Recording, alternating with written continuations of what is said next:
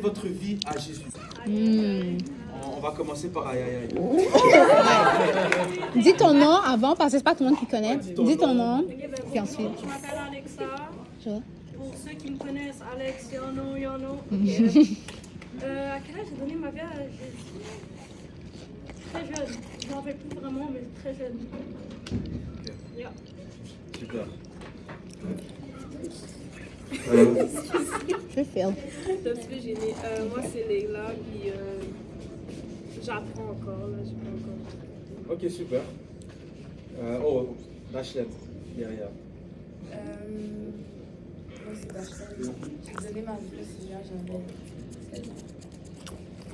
Oh! Oui? Ouais, 16 ans. Ouais, 16 ans.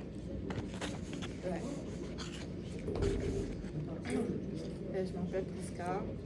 J'ai donné ma vie à Jésus, je pense, à 16 ans. Ah, non. Bonjour, je m'appelle Vassilissa. J'ai pas encore donné ma vie à Jésus parce que je suis en train de me chercher, ma foi, chercher qu'est-ce qui me convient. Mais je suis pas une hypocrite. Allô tout le monde, je m'appelle Kayla et j'ai donné ma vie à Dieu quand j'avais 16 ans. Ok. Allô, je m'appelle Angie. Moi, ça fait environ 1 an et demi, donc quand j'avais 19 ans. Moi, c'est Camilla et j'ai donné ma vie à Jésus à 15 ans ou 16 ans. Moi, je m'appelle Cassel et j'ai donné ma vie au Seigneur à 16 ans aussi. Beaucoup de 16 ans. Bonjour, je m'appelle Abraham. Moi, j'ai donné ma vie à... Je suis pas sûr de l'âge, mais je pense vers 14 ans. Bonjour, je m'appelle Chadaël.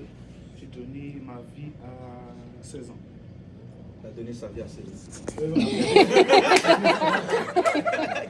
Giveaway. Life giveaway. Ouais.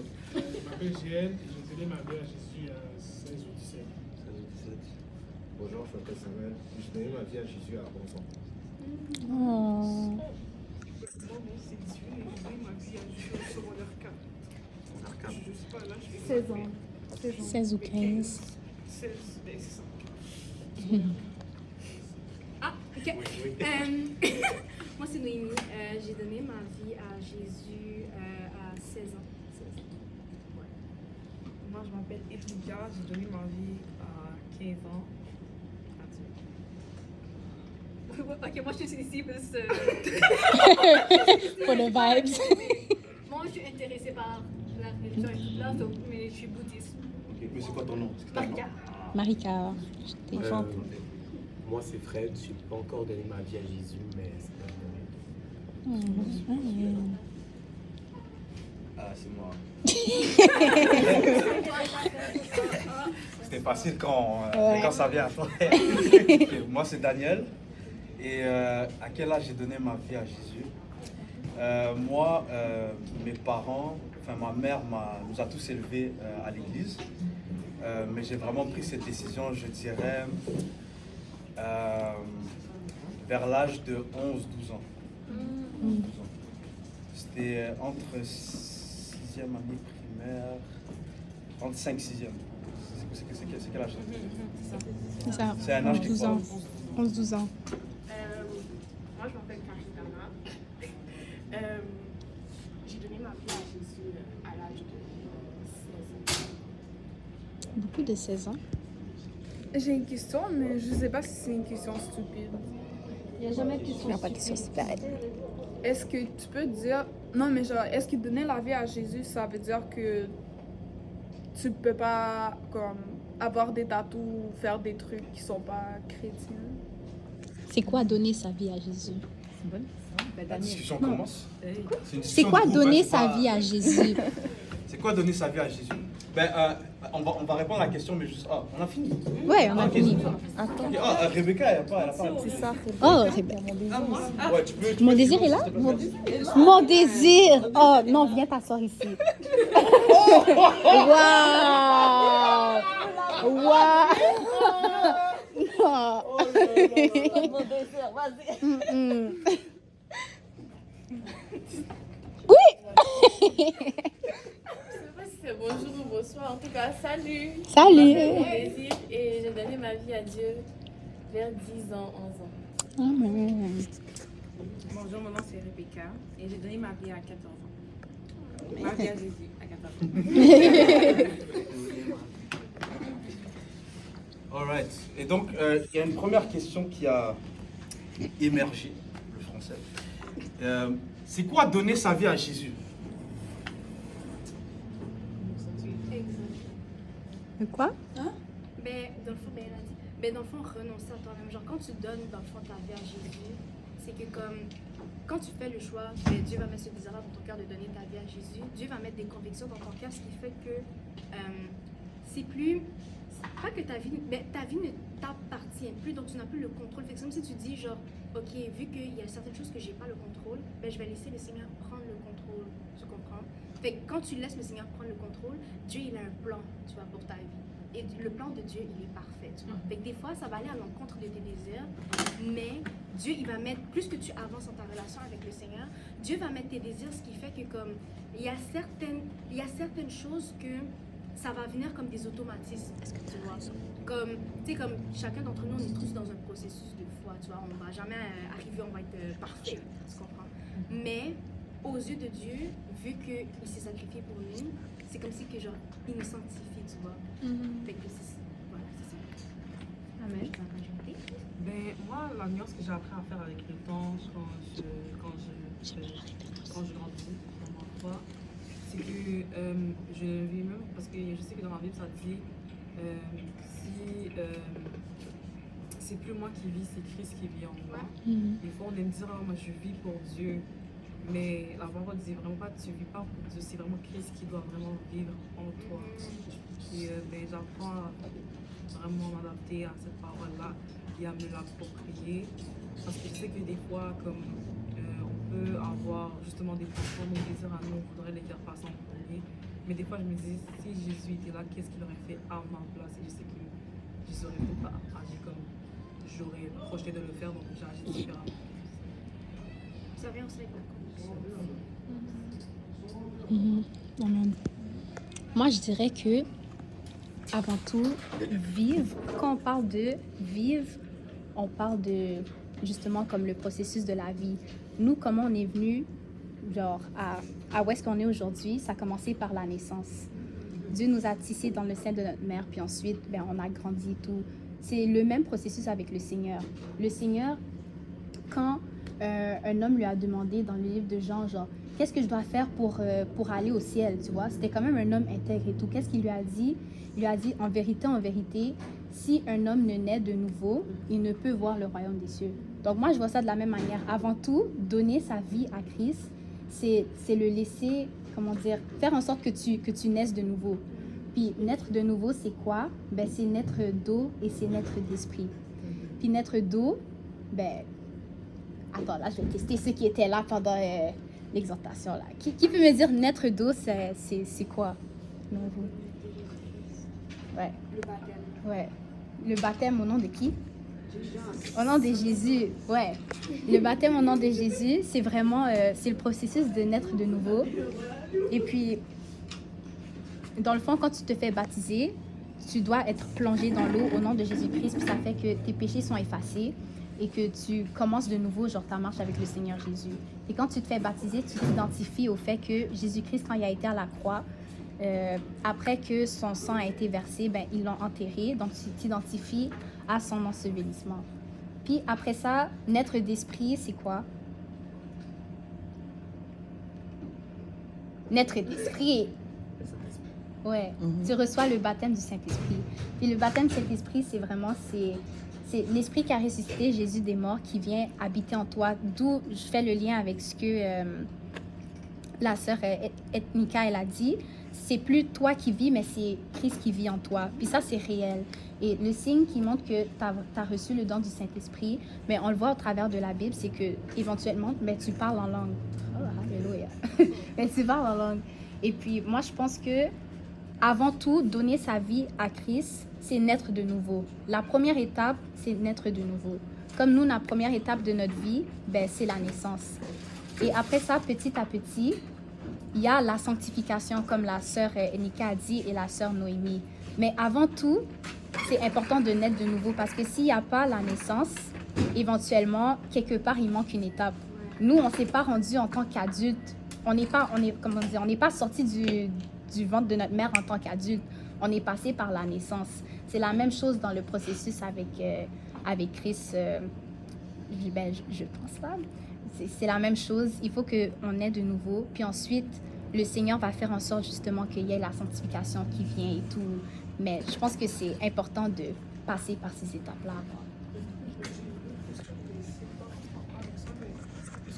C'est normal que, genre, du jour au lendemain, il y a un chrétien qui est chaud dans sa foi et tout.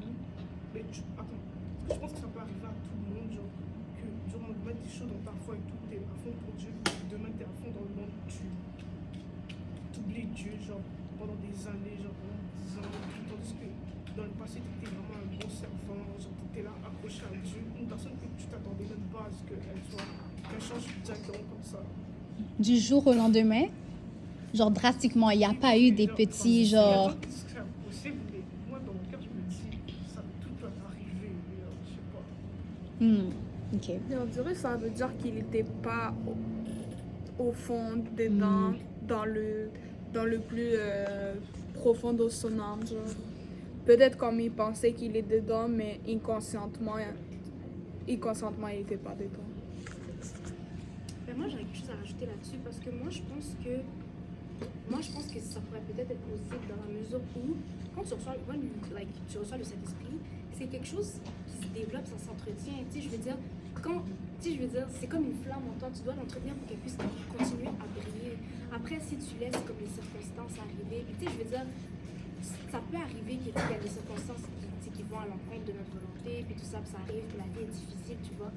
Mais c'est vraiment demander à Dieu la résilience et le courage, tu vois, de keep going, because être chrétien, genre, c'est vraiment tough, genre, c'est pas facile, genre, les gens pensent que amen, alléluia, non, c'est tough, là, comme c'est vraiment difficile. Fait que c'est vraiment quelque chose qui se sent, tu sais, je veux dire, le Saint-Esprit que tu as en toi, tu dois l'entretenir, parce que sinon, c'est sûr que tu vas dérouter là si tu n'entretiens pas, if you're not like, reading your Bible. When I mean by reading the Bible, pas religieusement, mais d'apprendre vraiment à connaître plus Dieu. Puis quand tu lis la Bible, tu lis en fait. Des fois, à un moment donné, je lisais, puis je me suis pris une slap, puis j'étais comme, ok, c'est vrai que je fais ça, I have to, c'est ça en fait, tu comprends? Fait que ça s'entretient.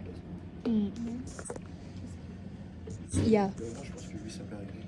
Parce que même dans la Bible, on a des exemples comme ça. Par exemple, Élie, à un moment, quand il allait à la montagne, il s'est juste couché, il a dit Dieu, tue-moi. Donc, tout le monde, même les plus grands prophètes, peuvent tomber. Ouais. Donc, ça peut arriver à tout.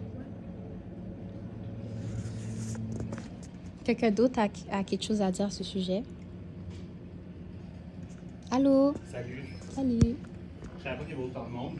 C'est probablement le comité le mieux organisé. Ah, Désolé de vous interrompre. Je suis professeur au département de philosophie pour ceux qui ne le savent pas. Puis, éventuellement, on est en train de faire approuver un cours complémentaire qui s'appelle Dieu, foi et raison. C'est que ça va être un cours complémentaire. Tu sais, là, les cours à choix que vous avez là, hors programme qui va porter exclusivement là-dessus. Donc, beaucoup de philosophes qui s'intéressent à cette question-là.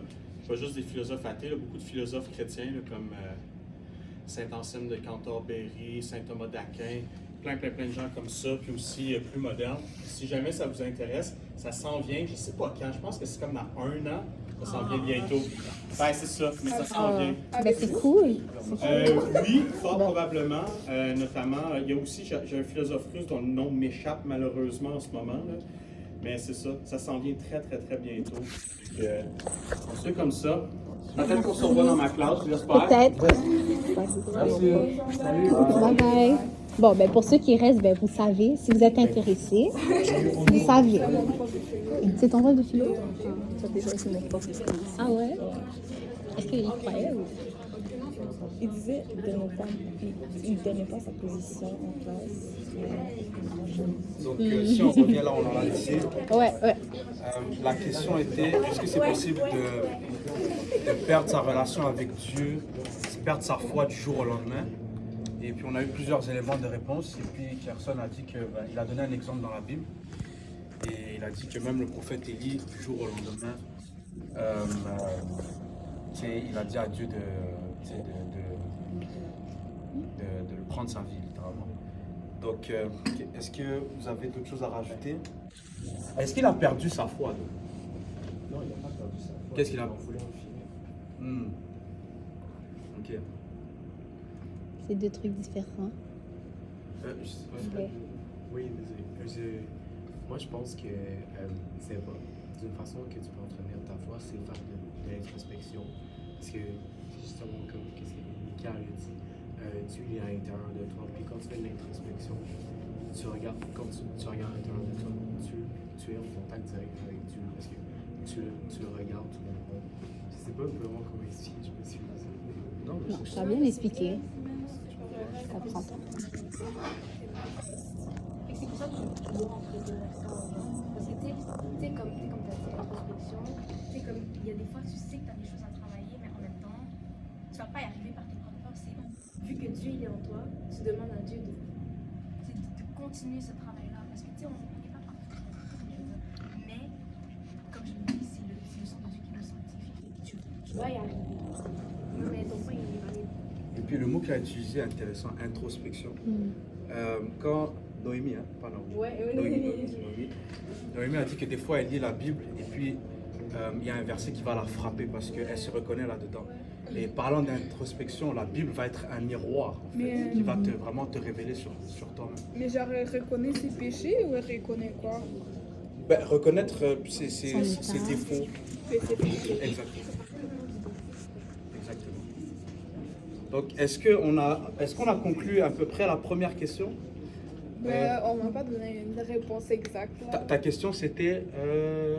Comme les tatous ou des trucs comme ça, est-ce que c'est... Oh, ça, c'est par rapport à la sanctification, Ok. comme elle a dit. Donc, vas-y, dis ta question. Ok, donner sa vie à Dieu. donner sa vie à Dieu, est-ce que ça veut dire que tu peux pas te faire des tatous ou des trucs comme ça? Personne? Je sais pas comment expliquer ça, mais quand tu donnes ta vie à Dieu, genre tu veux vivre comme Jésus, donc il y a certaines choses que tu n'auras même plus envie de faire. Genre Mais quand tu vas par exemple faire le Big Bang, c'est pas le Dieu en toi qui te dit de faire ça, qui est là. Non, c'est certainement pas lui. Je vais vous dire tout de suite. Genre, Big Bag, c'est manger là? Ouais. Oh, Quand tu manges trop. Quand tu manges trop. Comme gourmandise, genre manger beaucoup. Ouais. Non mais continue. Personne a dit que lorsque tu donnes ta vie à Jésus, tu veux vivre comme Jésus. Et donc, il y a certaines choses que tu n'auras même plus envie de faire. Exactement. Vous avez dit que tu n'es pas parfait, donc de temps en temps, c'est sûr que tu feras des affaires. Comme manger beaucoup.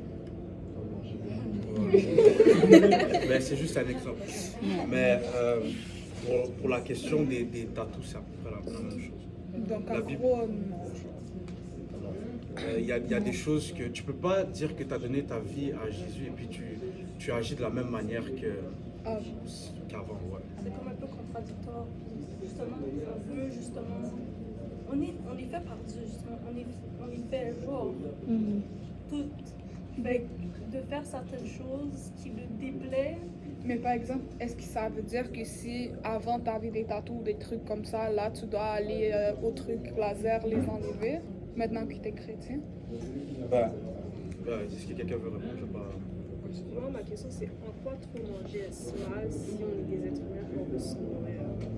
Non, parce que la gourmandise, c'est un péché. L'excès de table, c'est un péché. Ah, ok, ouais, l'excès. Mais au niveau des tatous, je pense qu'on est comme. Je veux pas comme lier ça comme le terme anglais comme sin. Je pense qu'on a comme notre identité personnelle aussi. Mais je pense pas qu'une personne qui a des tatous est forcément une mauvaise personne. Ben, la question, c'était pas mauvaise personne, c'est chrétien. Ouais. Genre, est-ce que c'est même pas chrétien, c'est est-ce que tu as vraiment donné ta vie au Dieu si tu vas faire des tatous futurs ou des trucs comme ça? Genre, à fond. Il y a beaucoup de. Mais genre, si Gardez quelqu'un vos a idées. des tatous, puis il donne sa vie à Dieu, donc à ce moment, il n'est pas genre obligé nécessairement d'aller. Parce qu'il y en a que ils avaient des tatous avant puis ils ont donné leur vie à Dieu, mais ça c'est leur témoignage. Exactement. Genre, j'étais comme ça avant, mais j'ai donné ma vie à Dieu. T'as Mais des je tatous? reconnais. Hein? T'as des tatous? Non, j'ai pas de tatou. Mais genre, ça devient genre le témoignage de quelqu'un. Ah, j'ai fait des tatous, mais j'avais pas donné ma vie à Dieu. Mais maintenant, Dieu m'a révélé genre sa gloire. Donc, j'ai donné ma vie à Dieu, mais il peut genre raconter son témoignage à d'autres personnes, justement, comme qui se posent cette question-là. Ou bien si t'as pas de tatous avant, puis genre, tu donnes ta vie à Dieu.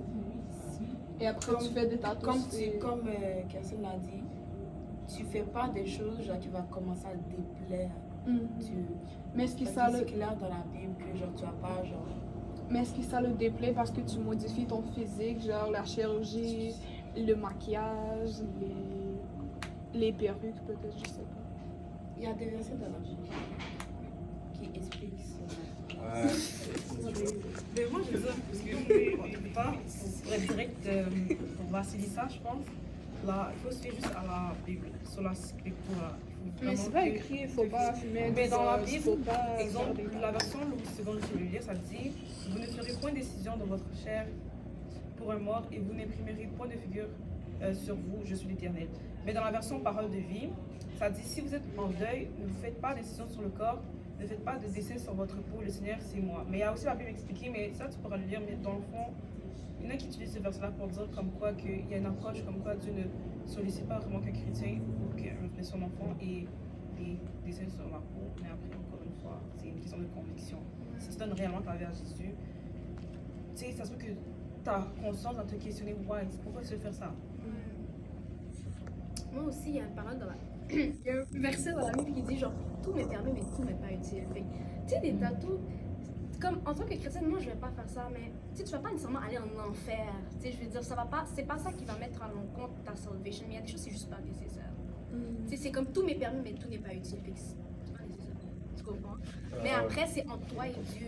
Tu comprends? Fait que, tu sais, si tu fais des trucs, on va pas te juger là. Mais comme- C'est entre toi et Dieu. Mais moi, ma conviction personnelle, moi, je ferais pas ça. Tu sais, oui, je trouve ça beau, mais c'est pas quelque chose que je ferais parce que c'est pas vraiment nécessaire. Mais Mais par pour exemple- moi, c'est pas nécessaire. Mais par exemple, tu dis ça c'est pas nécessaire. Mais genre, si tu vas aller dans un turn-up, là c'est abusé. Là, c'est plus que pas nécessaire, puis tu vas aller en enfer. Non, ben, parce que le truc, c'est que, ok, dans le, genre le turn-up, ça c'est un autre truc, parce que après, tu sais, quand tu vas dans des fêtes et tout, dépendamment si c'est un anniversaire de 5 ans, on va pas dire, ouais, vu que genre j'avais un cocktail, je vais aller en enfer, là. Non, mais ce que je dis, ce que je dis, c'est que genre, tu sais, les turn-up, ça c'est un autre sujet, mais genre, tu sais, je veux dire, c'est sûr que, bon, c'est Genre sur la musique de Sexy Red. c'est ça, non, ça c'est sûr que c'est pas conseillé parce que ça t'amène à pécher contre ton corps, tu comprends? Ça t'amène à mettre, ouais, ça t'amène à mettre des valeurs. Tu sais, je veux dire, ça met à l'encontre tes valeurs chrétiennes, puis ça met à l'encontre l'esprit de Dieu est en toi. Fait qu'il y a des choses que, tu sais, Dieu il va pas te forcer à ne pas faire ça, mais tu as une conviction et si tu vas à l'encontre de cette conviction, on a notre propre volonté de faire. We have free will. On a le choix de marcher dans les plans de Dieu et tu vois, d'être consistant dans notre marche avec Dieu ou de faire complètement l'encontre. Dieu ne va pas te forcer, tu vois.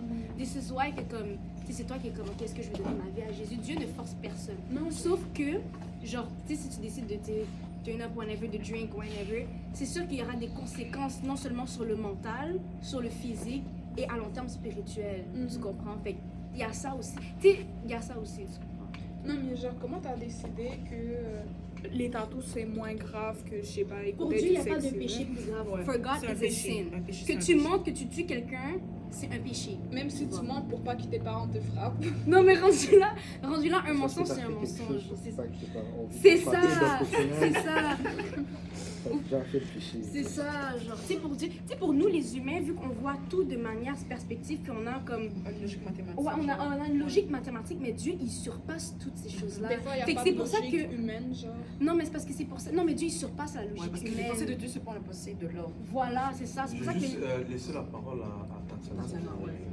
Oui, c'est ça. Vas-y, vas-y. Oui, Si vous voulez compléter. À compléter. Non, mais si ça revient au même. Ben moi, c'est plus pour par rapport au tatou et ta question, tout ça. J'ai récemment eu genre cette conversation, genre la même conversation avec mon amie. Puis elle me disait comme quoi qu'elle était contre les tatous et tout parce que justement, ton corps c'est le temple de l'Esprit Saint. Et le fait que tu fasses des marques ou que tu cicatrises, ça C'est honore comme la pas. mutilation. Exactement. Et il faut en prendre compte. Moi, j'ai des tatous. Je vais te le dire honnêtement, j'ai des tatous. Puis j'ai pas été convicted par Dieu avant que je les fasse. Maintenant, tu vois, je raisonne un peu plus, puis je me dis, je vais prier à propos de ça. Si Dieu veut plus que je fasse des tatous, je vais plus en faire, tu comprends? Ça va avec la conviction personnelle, comme Noémie, elle a dit. Mais là, tu vois, je sais que Jésus, il s'est fait torturer à la croix, il s'est fait clouer, puis c'était pas pour son plaisir, c'était pas pour quelque chose dont Dieu a voulu qu'il souffre. Tu comprends? Oui, c'était dans son plan qu'il souffre, mais il l'a pas fait pour se faire plaisir à lui-même. Il l'a fait pour nous sauver. Donc le fait qu'on se fasse des tatous, des piercings, quoi que ce soit, par rapport à ton corps, faut que tu te poses la question, est-ce que je le fais pour Dieu ou je le fais pour moi-même? Est-ce que je le fais parce que c'est à la mode? Est-ce que je le fais parce que c'est beau dans le mondain? Tu comprends? Donc, de ce point de vue, même les cheveux de couleur rose, bleu, ça, c'est pas bien. C'est pas que c'est pas bien, au contraire, c'est vraiment comme... Tu te poses la question, comme Carson a dit, est-ce que Jésus ferait ça? Les cheveux, selon moi, je pense pas que ça... Mais c'est pas de la torture. C'est pas de la torture, tu vois? C'est pas de la Tatouer ton torture. corps, c'est changer ce que Dieu t'a donné. Puis c'est aussi le cicatriser à vie. Parce que les cheveux, tu peux l'enlever, tu peux le... Tu sais, je veux dire, tu comprends? Mais aussi, si je vais dans un point de vue comme plus, genre, pas scientifique, mais genre... Tu sais, quand tu fais des tatous, genre l'encre, ça va dans ton sang en fait. Et il y a des gens, tu sais, c'est pas tout le monde qui a fait des tatous qui sont morts. Là, je généralise pas, mais je parle pour certains cas. Des gens qui ont été intoxiqués comme ça. Parce que justement, tu sais, soit les outils n'étaient pas nettoyés ou comme, tu sais, ils ont fait une condition.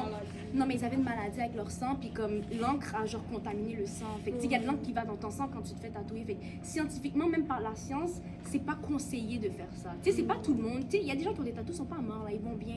Mais ça reste que ce liquide-là va dans ton sang, puis c'est dans ton organisme. Puis c'est pas quelque chose qui est censé être dans ton organisme. Fait que des fois, quand Dieu dit, tu sais, oui, des fois, faut faire ça, faut pas faire ça, mais c'est pas en mode pour contrôler les gens, ça n'a aucun rapport. C'est juste que Dieu, il y a des choses que Dieu voit, mais que nous, on va pas voir. Que ce soit sur le plan scientifique, que ce soit sur le plan la santé mentale, que ce soit...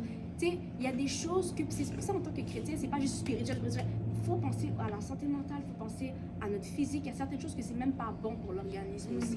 Fait que Dieu, il veut notre bien. Dieu, il veut qu'on s'en Mais même les bonbons, c'est pas bon pour l'organisme. Non, mais après, ça dépend. Il faut pas faire l'excès, tu comprends? Mais je comprends ton point de vue. Il faut juste pas faire l'excès. Si tu en manges une fois par semaine, tu vas pas avoir crevé de diabète. Tu comprends? C'est toute une question de doser. Il faut doser, c'est tout. Divine avait levé ça. Mais moi, genre, je pense juste que, genre, quand tu vas commencer à marcher, ben, si tu prends la décision de marcher avec Dieu, je pense que c'est lui qui va te...